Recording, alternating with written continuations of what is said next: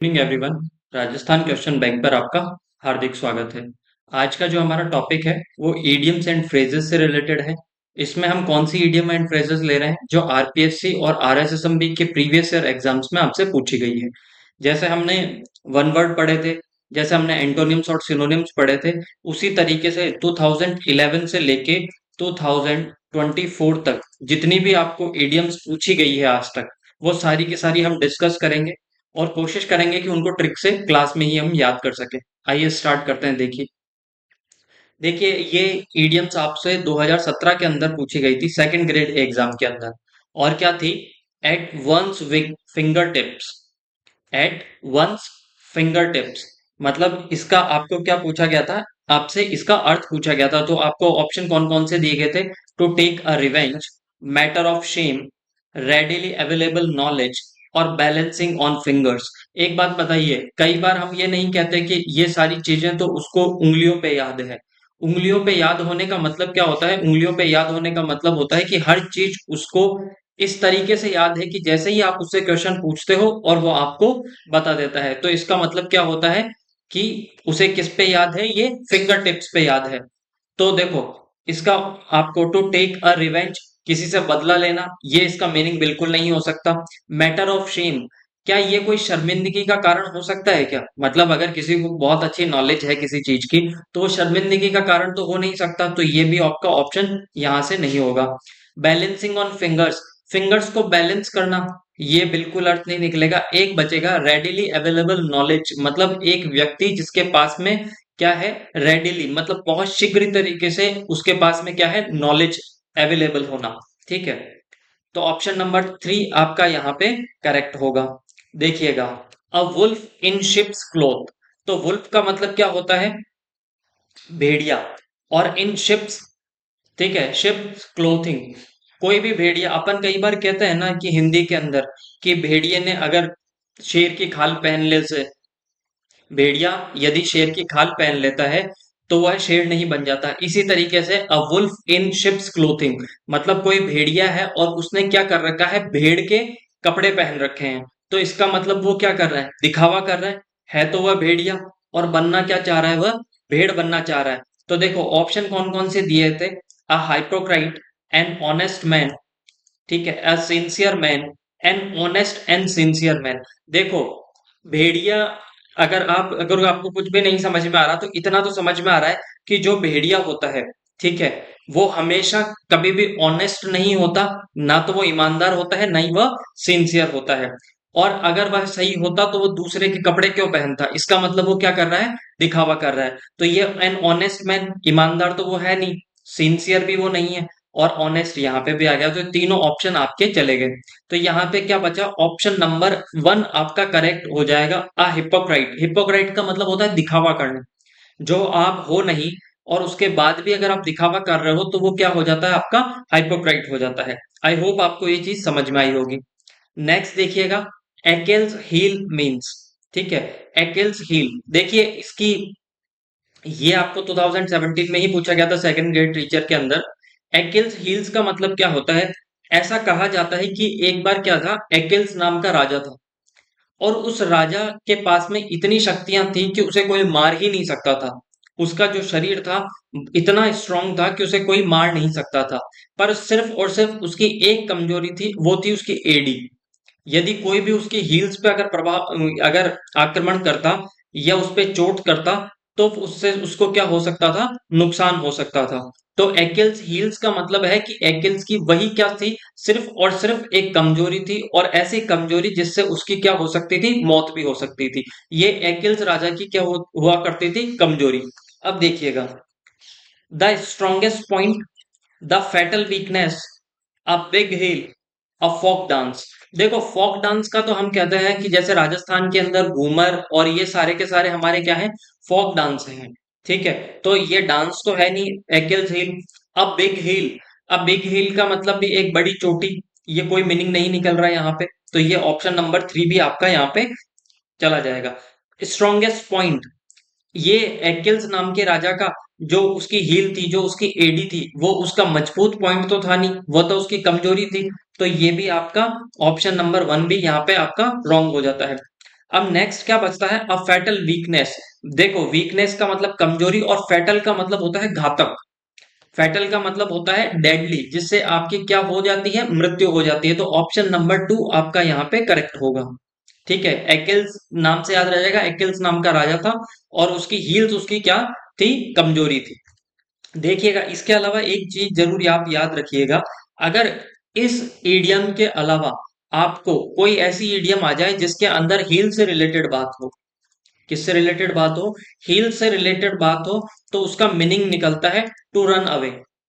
To run away, ठीक है, to run away भाग जाना। ठीक है, टेक टू हील्स। ठीक है, टेक टू हील्स का मतलब भी क्या होता है, टू रन अवे या टू एस्केप, बच के निकल जाना। तो हील्स अगर इसके अलावा कहीं आ जाए तो उसका मीनिंग हो जाता है भाग जाना। और एक्किल्स हील का मतलब होता है कमजोरी। तो आई होप आपको ये चीज समझ में आई होगी। नेक्स्ट देखिएगा, to smell a rat means. To smell का मतलब होता है बदबू आना, और रैट मतलब चूहे की। देखिएगा कहीं पे भी कोई भी चूहा किसी भी रूम में खत्म हो जाता है, मर जाता है, और उसके बाद में उसकी बदबू आती है, तो हम ये जरूर कहते हैं ना कि कुछ ना कुछ तो ऐसा मरा है, कुछ ना कुछ तो मरा है। हमें नहीं पता होता कि वो चूहा मरा है या फिर कुछ और मरा है, पर हमें ये जरूर पता है कि अगर चूहा मरा है तो उसकी बदबू आ रही है, तो हमें ऐसा लगता है कि कुछ ना कुछ जानवर वहां पे मरा है। तो हमें उस पे क्या होती है, शंका, हमें क्या होता है, डाउट, कि भाई कौन सा जानवर उसमें मरा है। तो टू स्मेल अ रैट का मीन्स होता है सस्पिशियस होना, डाउटफुल होना। अब देखिएगा ऑप्शन कौन कौन से दिए गए थे, to detect a bad smell, to misunderstand, to suspect a trick, to see hidden meaning. To to see hidden meaning ये तो इसका हो नहीं सकता। ठीक है, अच्छा, अगर ये आपके ऑप्शन आया है तो मैं आपको एक चीज और बता देता हूं, टू सी हिडन मीनिंग इसकी एक इडियम्स होती है, और वो होती है रीडिंग बिटवीन लाइंस, या फिर read between, read between the lines. क्या करना, लाइंस के बीच में से पढ़ना, ये एक इडियम्स आ जाती है, रीडिंग या रीड बिटवीन द लाइंस। तो उसका मीनिंग होता है टू सी हिडन मीनिंग, किसी का हिडन मीनिंग देखना या समझना, to understand the hidden meaning. ठीक है, नेक्स्ट क्या है, to suspect a trick, to misunderstand, किसी चीज को मिसअंडरस्टैंड करना। मिसअंडरस्टैंड का मतलब होता है उसे गलत तरीके से लेना। ठीक है, अब चूहे की कहीं बदबू आ रही है तो आप उसे गलत तरीके से नहीं लोगे, आपको क्या हो जाती है, शंका हो जाती है कि कुछ ना कुछ जानवर मरा है। To detect a bad smell ये भी नहीं होगा। ठीक है, कि ऐसा थोड़ी है कि आप किसी बैड स्मेल को डिटेक्ट कर रहे हो, उसका पता लगा रहे हो, नहीं। इसका मतलब होता है टू सस्पेक्ट अ ट्रिक, किसी का क्या करना, किसी की ट्रिक पे क्या करना, शंका कर लेना, या फिर किसी पे डाउट करना, यही इसका मीनिंग होता है। टू स्मेल अ रैट, मरे हुए चूहे की बदबू आने का मतलब होता है किसी चीज पे आपको क्या हो जाना, डाउट हो जाना, शंका हो जाना। नेक्स्ट देखिएगा, the hidden, sorry, the idioms break, break the ice, break नहीं, break the ice. Break the ice का मीनिंग क्या होता है, ब्रेक द आइस का मतलब होता है चुप्पी को तोड़ना। ठीक है, कई बार हम कहते हैं ना कि बर्फ बनने की जरूरत नहीं है, चुपचाप बैठने की जरूरत नहीं है, तो स्पीक। ठीक है, आपको बोलना ही पड़ेगा। तो आप उसकी जगह क्या यूज कर सकते हो, कि ब्रेक द आइस मतलब चुप्पी तोड़ो और बात चालू करो। ठीक है, अब ऑप्शन कौन कौन से दिए गए थे, removing the initial hesitation, removing the dust, clearing the due, insulting someone. देखो इंसल्टिंग समवन का मतलब नहीं होगा, अगर आप किसी से बोलते हो कि भाई बातचीत तो चालू करो, इसका मतलब आप उसकी इंसल्ट थोड़ी कर रहे हो, तो ये तो नहीं है। क्लियरिंग द ड्यू, ड्यू का मतलब क्या होता है, आपके जो ओस पड़ती है उसको क्लियर करना, नहीं ये भी नहीं होगा आपका। रिमूविंग द डस्ट, डस्ट को साफ करना, ये भी इसका ऑप्शन नहीं होगा। ये होगा रिमूविंग द इनिशियल हेजिटेशन, किसी की जो इनिशियल हेजिटेशन होती है, किसी को इनिशियल हेजिटेशन होती है ना बात करने में, तो आप उसको सहारा दे देते हो बात करके। भाई 5 जने बात कर रहे हैं, कोई उसमें से बात नहीं कर पा रहा, और आपने उससे कहा कि ब्रेक द आइस, ठीक है, बात करना स्टार्ट करो, अगर फिर भी वो नहीं कर रहा तो आप उसे क्या कर देते हो, उसकी स्टार्टिंग की हेजिटेशन दूर करने के लिए आप उससे हल्की फुल्की बात स्टार्ट कर देते हो। तो इसका मीनिंग होता है removing the initial hesitation. I hope आपको ये याद रहेगा। नेक्स्ट देखिएगा, सैलड डेज। देखो इसको सैलड डेज को कैसे हम याद कर सकते हैं, कि हमें डॉक्टर क्या देता है, सलाह देता है, किसकी सलाह देता है, सैलड खाने की। पर वो सलाह आपको कब याद आती है, जब आप ओल्ड एज में पहुंच जाते हो। जब यूथ में रहते हो, यूथफुल रहते हो आप, तो उस समय आप क्या रहते हो, इनएक्सपीरियंस रहते हो, आपको उन सब चीजों का महत्व नहीं पता लगता। तो देखिएगा इसका सैलेड डेज का मतलब क्या होता है, जो आपके खुद के जो यूथफुल डेज थे उनके अंदर इनएक्सपीरियंस का होना, ये इसका आंसर निकलता है। देखो, days of full hearted all, मतलब ऐसे दिन जब आप सबसे क्या कर रहे हो, नफरत कर रहे हो। तो हार्टेड का मतलब हेट्रेड, सॉरी हेट्रेड का मतलब क्या होता है, नफरत करना, तो ये नहीं होगा। Days of abstaining from vices, ये भी नहीं होगा। एब्सटेनिंग का मतलब क्या होता है, अलग करना, ठीक है।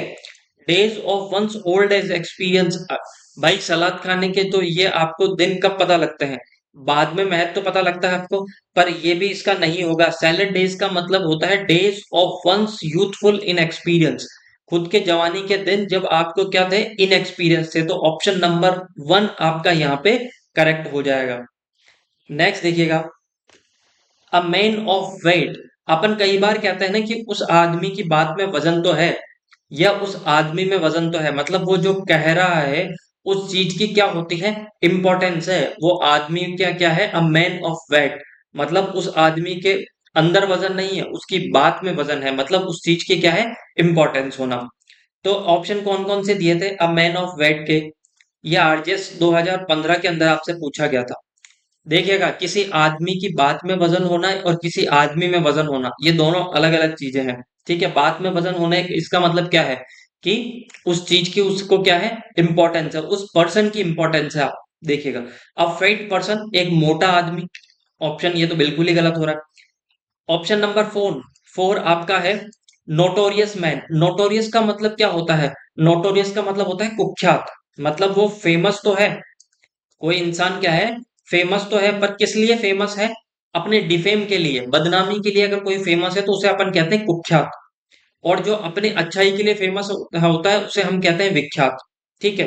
वो होता है फेमस, ये होता है नोटोरियस। तो नोटोरियस का मतलब एक तरीके से बदमाश होना। ट्रूथफुल एंड ट्रस्ट वर्दी मैन, ये इसका नहीं होगा। ट्रस्ट वर्दी का मैन का मतलब होता है एक वह व्यक्ति जिसपे विश्वास किया जा सकता है, ठीक है।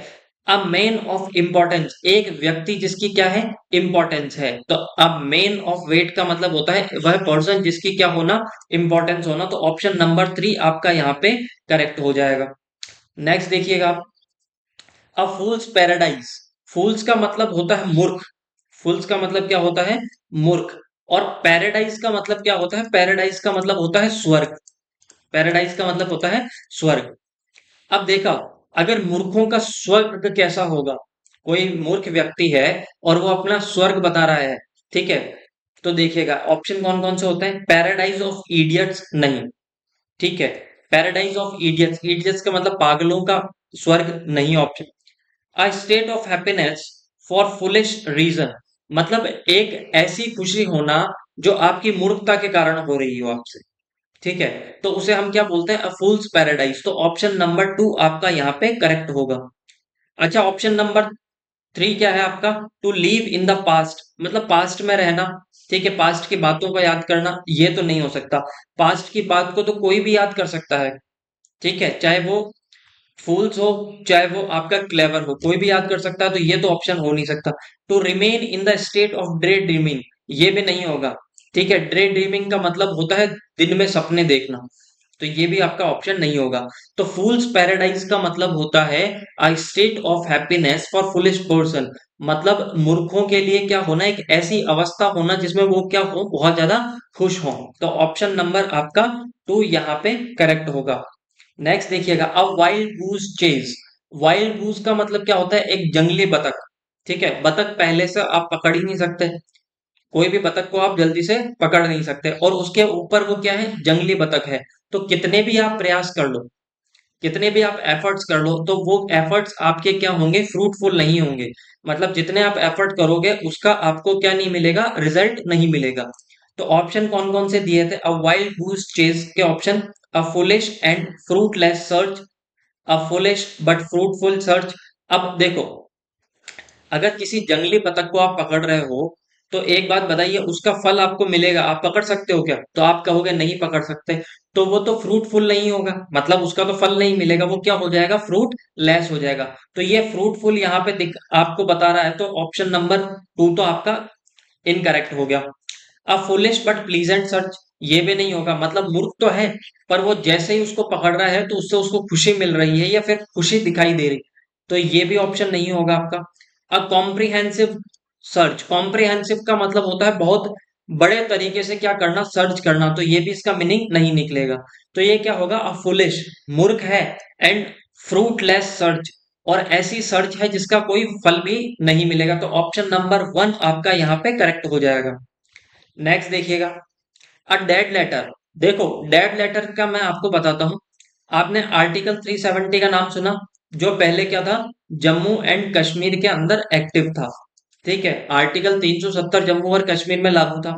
उसके बाद में क्या हुआ, आपके लोकसभा से और राज्यसभा से एक बिल पारित हुआ, और बिल पारित होने के बाद में उस पर किसने साइन किए, आपके प्रेसिडेंट ने साइन किए, और उसके बाद में जो वो आर्टिकल 370 था वो क्या हो गया, डेड लेटर हो गया।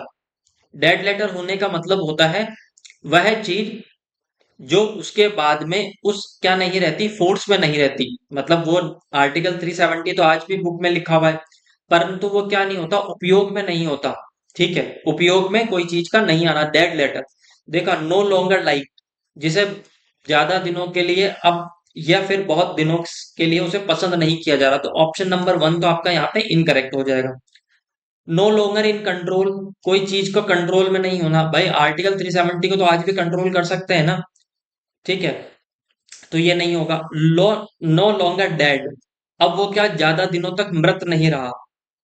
ठीक है, मृत नहीं रहा इसका मतलब जीवित है, फोर्स में आ गया, तो ये ऑप्शन भी आपका चला गया। तो ऑप्शन नंबर 2 आपका करेक्ट होगा, नो लॉन्गर इन फोर्स, कोई चीज का क्या नहीं रहना, अब कार्य में नहीं रहना। ठीक है, अब आर्टिकल 370 कार्य में नहीं है, वो खत्म हो चुका है, वो लागू नहीं हो सकता। ठीक है, तो ऑप्शन नंबर 2 आपका यहाँ पे करेक्ट हो जाएगा।